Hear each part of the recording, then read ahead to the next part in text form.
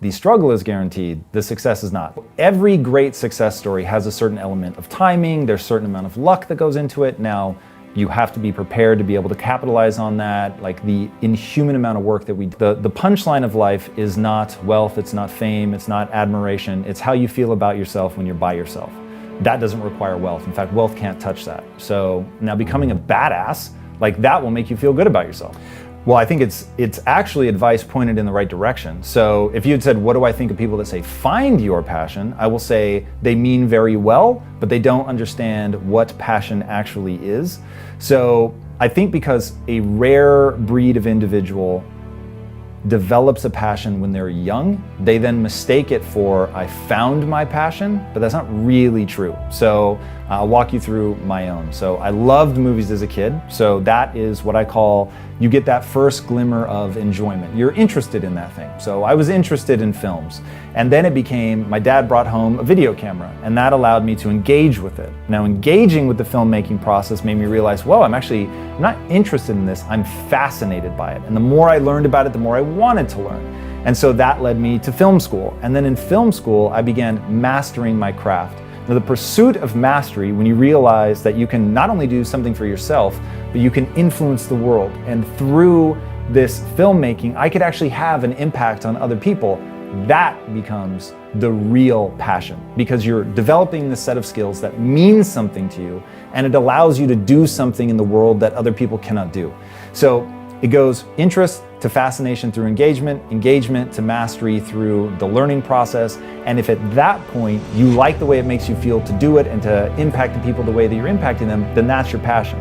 But passion is like this, it's like love, if I may. It has to be requited. If it's unrequited and you're doing something but the world doesn't care about it, I don't think it will ever really be a passion. It's got to be something that gives you this positive feedback loop. And there is a difference between ambition, which I have always had, and drive, which is actually going to help you make good on your ambition. So most people are what I call an empty dreamer. They have a big dream, they never do anything about it, they're 20 years later and they're still gonna do it. When are you gonna do it? I'm working on it. They don't ever actually buckle down and hold themselves accountable. There's a difference between dreaming about building a company and getting rich and all that, and actually having the skill set to do it. And through this whole time, I'm reading about the brain, and that becomes my big breakthrough, is realizing, oh, this thing called brain plasticity is real. You can learn new things. And once I had that piece of information, then it was like, dude, it's just on you. The whole Solieri speech, let go of it. You might be too dumb right now, but you can learn. And so, are you? Like, one of my favorite questions is from Seth Godin. He says, when people come and say to me, oh, I'm a terrible writer, I say, show me all your bad writing. And he was like, they can never produce any, because they're so crippled by the fact that they're not yet good, that they don't do the things they would need to do to get good.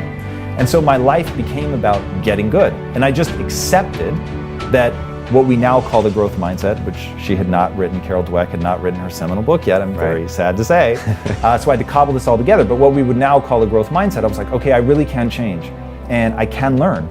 And so I have to go about it. So I obsessively read about the brain because I wanted to understand the mechanisms. How does this work? People see me, the after picture, and don't realize I'm not being humble when I say that I acted in ways that were stupid. They don't want it badly enough. So even if they believe it, they will then start going, yeah, but I'm not getting anywhere. And I'll audit them and be like, yeah, because you're not working hard enough. So it's like, people just have to accept, if you're not getting the results you want, you've not learned the skills that you need to learn. Because you're never going to find deep desire. Like, all of this stuff has to be architected. So people mistake the human animal for having these things hiding inside of them, and I will just give you the punchline, they do not. So no one is born with a passion, right? You would imagine me saying that Steve Jobs was born with a passion for technology. What if he had been born 7,000 years ago, 50,000 years ago? Would he still have that? Would he be dreaming of the iPhone? No, of course not. So where you grow up is going to influence your outcomes far more than who you are. Like, this is terrifying. The greatest predictor of your future success is the zip code in which you grow up. It's not your IQ. It's all about, like, what are you going to build? Like, at what point do you look inside the brain and go, oh, this is how it works. And so I'm going to build desire. So building desire is one of the most misunderstood things in the world. It's like when people say, oh my God, I'm in love with this woman, and they think it's gonna be like that forever. And when that wanes, then they break up, and they keep chasing that initial high without recognizing that's just not the truth of human neurochemistry. It's never going to be like that. So it starts, with that just all-consuming drug-like quality, and then it smooths out into something that's long-term pair bonding.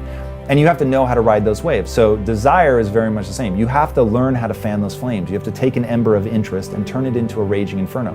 So when I was at Quest, my raging inferno, my reason for existing was to end metabolic disease. Well, now I'm doing impact theory, and I'm not thinking about metabolic disease anymore. I'm thinking about the poor mindset, and I'm trying to save people from their zip code is an easy way to think of it. And so I fanned those flames, which was something I wasn't even thinking about when I was at Quest. So it's like, you can very much pivot, you can decide, but it has to be something real. Like, these are real things. I really did care about ending metabolic disease because of my family. I really do care about the zip code being a predictor because of people I've loved in my life who've succumbed to that and my inability to help them up to this point. So it's like, you take that initial spark and then you cultivate it like you would a fire. And look, if I end up realizing that this is a waste of time or whatever, I could switch to something else. Because I understand the human as a biological creature. And this is where I just lost half your audience, because there are some people they can't get behind that. But to me, life is going to be a grand struggle until you understand that you are a chemical processing plant. And once you understand how to take control of the chemical processing, and then you can do virtually anything you want. You can create desire, you can stay focused, you can improve, but you really do have to put yourself in a position to adapt or die. Your body has to believe. Those are my two options, adapt or die, and then it really will adapt. And so I put myself under that insane amount of pressure to change my body, to change my mind, and then that has I've reaped dividends as a reward. If you have a vision of your life and where you want to go, it's going to be fucking hard. Think about running an Ironman. You have to toughen up. Like, you literally have to change your body to be capable of doing those things. And so the same is true of the mind. You have to train your mind to be capable of sticking through, working crazy long hours, learning things you don't want to do. Like, I will tell you right now, the thing that kills entrepreneurs faster than failure is boredom. People just can't do boring shit. They can't do it for extended amount of time. They can't have a vision of who they want to become and fight through all the bullshit that they're gonna have to get there. You're just gonna have to. So it's like, that's why so few people end up succeeding, is just the level of tenacity you have to show is insane. Yeah, so learning how to believe in what you're doing, learning how to connect to the mission, learning how to be passionate about what you're doing. So back to your thing, what do I think of people that say, pursue your passion? You're damn right.